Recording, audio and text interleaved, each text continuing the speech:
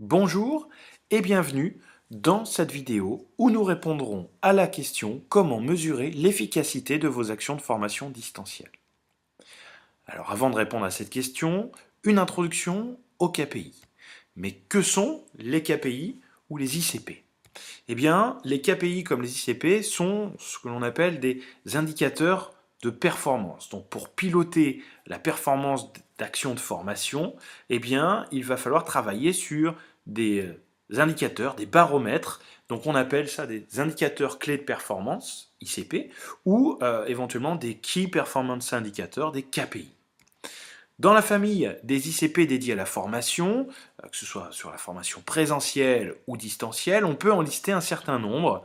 Et parmi ceux-ci, on va retrouver le taux d'accès à la formation, le coût moyen, le taux de participation, le taux de complétude, le taux de progression, le taux de transformation, le taux horaire, le taux de production et enfin le taux de capitalisation pédagogique.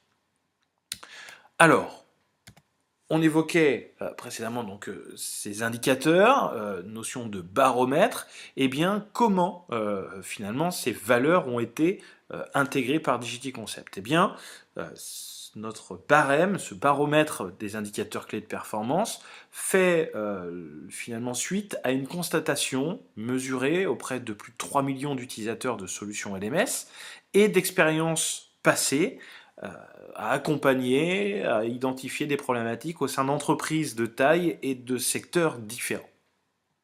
Alors, rentrons dans le détail avec ces indicateurs de performance, donc notamment sur deux premiers taux, le taux horaire et le taux d'accès à la formation.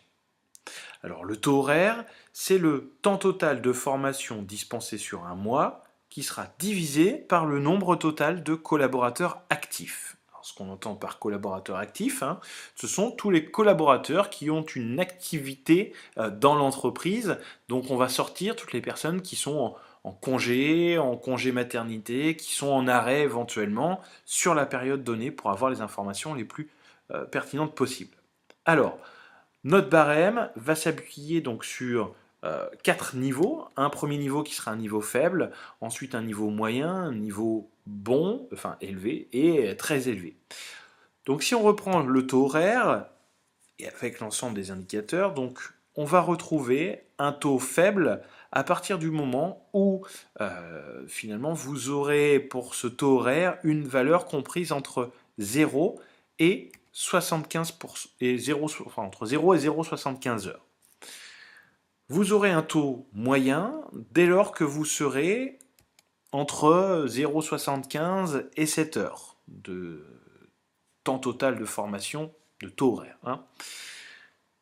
Vous serez sur un niveau élevé dès lors que vous serez sur des valeurs comprises entre donc 7 et 16 heures de taux horaire. Et dès que vous serez au-dessus de 16 heures, vous serez sur des valeurs plutôt très élevées. Le second taux, qui est le taux d'accès à la formation, donc ce taux d'accès à la formation, c'est le rapport entre un nombre de stagiaires, donc le nombre de personnes ayant réalisé au moins une formation, et l'ensemble des individus actifs, donc là c'est pas précisé, mais aussi encore une fois, sur le nombre d'individus actifs. Un autre taux, le taux de participation et le taux de coût moyen. Okay, plutôt le coût moyen. Donc le taux de participation, c'est quoi? C'est le pourcentage de collaborateurs ayant suivi une formation. Donc comment est-ce qu'on le mesure? On va prendre le nombre total de collaborateurs inscrits à cette formation et on va le diviser par le nombre de stagiaires qui ont au moins commencé la formation. Lorsqu'on parle de formation à distance, je peux à un moment donné avoir inscrit 600 personnes à ma formation et ne voir que finalement seulement 200 personnes ont commencé la formation à un instant T, ce qui représente 33% de taux de participation. Ainsi, ces taux vont être différents en fonction de la typologie du déploiement qui sera fait à distance. Soit je suis sur un déploiement tutoré, donc sur lequel il va y avoir des actions de relance, d'animation des stagiaires, soit je vais être sur un déploiement plutôt libre service, auquel cas le stagiaire vient quand il le souhaite suivre ou pas la formation. Si on prend les indicateurs sur les déploiements tutorés, eh bien, si vous avez des statistiques comprises entre 0 et 55% de taux de participation, ce sont des valeurs qui sont plutôt faibles. Si vous êtes plutôt entre 55 et 70%, c'est plutôt des valeurs moyennes, entre 70 et 85 plutôt élevées, et au-delà de 85 sur des valeurs qui sont plutôt très élevées.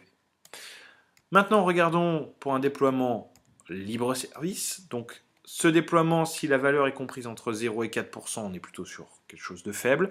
Entre 4 et 10, plutôt moyen. Entre 10 et 50, plutôt élevé. Et entre 50 et 100, plutôt très élevé. Enfin, autre indicateur, le coût moyen. Donc, qu'est-ce que le coût moyen? Donc, pour la partie learning, dans un contexte de formation à distance, on est sur un coût total des charges nécessaires à la réalisation de la formation. Donc, ça veut dire les coûts éventuellement internes pour la conception et la réalisation des supports de formation si vous avez réalisé par vous-même, le temps que vous y avez passé, la charge de location par exemple des outils si vous êtes sur des outils en location, ou la charge de la maintenance associée. Également, il faudrait y compter, y ajouter le coût des prestations externes auxquelles vous avez pu faire appel, pourquoi pas. Et vous diviserez finalement ce coût-là par le nombre d'apprenants, ce qui vous donnera le coût moyen par apprenant. Si on parle, je fais l'analogie ici sur le présentiel, eh bien on peut aussi calculer ce coût-là et essayer de ne pas oublier l'ensemble des coûts. C'est certes les coûts de production de la formation, les coûts de son déroulement, donc ça veut dire location de salle, le coût, les frais de déplacement du formateur, le salaire du formateur qui se déplace sur la journée ou sur les journées prévues, mais aussi les coûts liés aux frais de déplacement des stagiaires, des repas associés, plateaux repas, etc., etc. Donc ça fait, voilà, pas mal d'éléments qu'il faut prendre en compte, essayer d'en prendre un maximum pour avoir les vrais indicateurs et les bonnes informations associées. Et pourquoi pas ensuite travailler sur des optimisations, des retours sur investissement et de valoriser finalement le choix du e-learning par rapport à la formation présentielle. Ce sera un sujet d'un webinaire prochain. Autre taux, le taux de progression. Taux de progression, eh bien, c'est un taux qui, celui-ci, est idéal pour mesurer les performances pédagogiques d'une action de formation. L'idée étant de prendre une photo des compétences du stagiaire à un instant T, et ensuite de le former, et post-formation, eh bien, de refaire une photo de son niveau de connaissance. Donc, on va pouvoir le faire sous forme d'évaluation qui serait réalisée en amont et en aval, éventuellement. À ce moment-là, si nous prenons une action de formation et on fait une évaluation avant cette action de formation, post-formation, nous aurons donc une évaluation en sortie.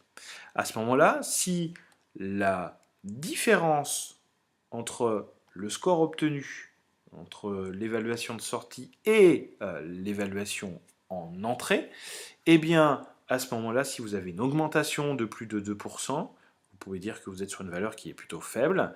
Si vous êtes autour de 7%, plutôt sur une valeur moyenne, autour de 12% plutôt élevé, et si vous êtes au-dessus de 17%, vous êtes sur des valeurs qui sont plutôt très élevées.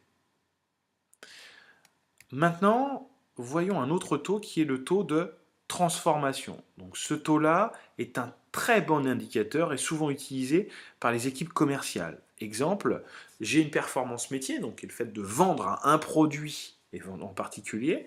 On pourrait prendre une photo, encore une fois, des niveaux de vente à un instant T, donc sur un mois en particulier, et ensuite mener une action de formation à ce produit, à un produit en particulier, et de voir la photo post-formation, mais même post-action, je dirais, commerciale derrière, et bien après un mois post-formation, de refaire une évaluation pour voir si finalement les ventes de ce produit ont augmenté. Alors, sur le même principe que le schéma précédent, nous avons une compétence métier à un instant T, une autre compétence métier post-formation, et éventuellement un laps de temps complémentaire pour des actions qui doivent nécessiter un petit peu de temps, comme la vente de produits par exemple. À ce moment-là, on peut analyser si le rapport de la différence entre la compétence métier post et amont de formation est d'une valeur approximative de 1%, vous êtes plutôt sur une valeur faible, plus de 3% plutôt moyenne, plus de 7% plutôt élevé, et au-delà de 9, vous êtes sur des valeurs qui sont très élevées. un autre taux qui va être le taux de production. Donc ce taux de production, il a été calculé pour des entreprises ayant un effectif supérieur à 5000 collaborateurs. Donc si vous êtes sur une entreprise qui est en dessous de ces volumétries-là, nous avons des indicateurs, d'autres baromètres également. On a voulu focuser ici sur les entreprises ayant un certain nombre de collaborateurs. Donc ce taux de production correspond à un volume d'heures, donc au volume d'heures de contenu de formation e-learning ou digital learning qui serait réalisé sur un mois. Alors, vous aurez des valeurs qui sont plutôt faibles si vous avez moins de 7 minutes. Donc, pour le calculer, arriver à 7 minutes, en moins d'un mois, on peut aussi prendre sur un trimestre ou sur un semestre ou sur une année, puis diviser le nombre de modules qui a été réalisé sur cette même période. Si vous avez des valeurs comprises entre 7 et 30 minutes par mois, à ce moment-là, vous êtes sur des valeurs plutôt moyennes. Entre 30 et 90 minutes, vous êtes sur des choses qui sont plutôt élevées. Puis au-delà de 90 minutes, vous êtes sur des volumétries de production qui sont plutôt très élevées.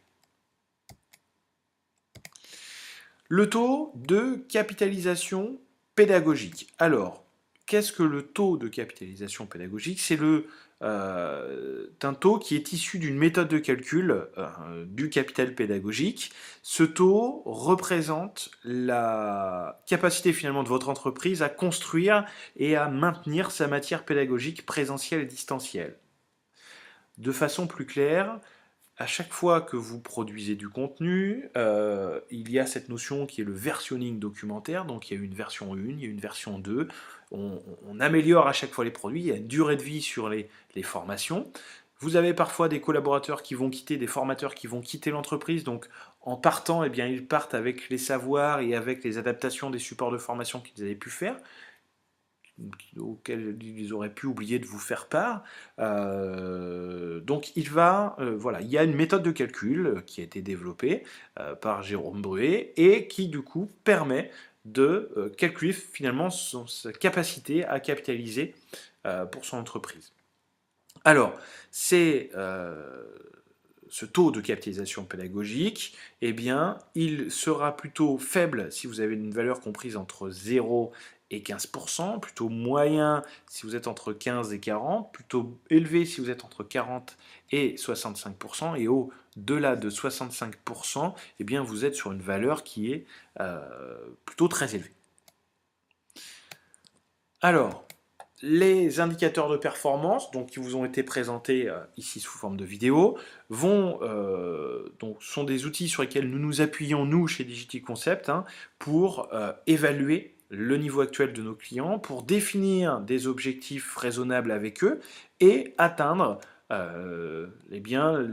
des objectifs qu'on se serait fixés, mettre en place à ce moment-là des actions de formation pour atteindre ces fameux objectifs. Voici pour cette séquence vidéo. Je vous remercie pour votre attention et rendez-vous cette fois-ci au mois de septembre pour une vidéo complémentaire. À bientôt, merci et au revoir.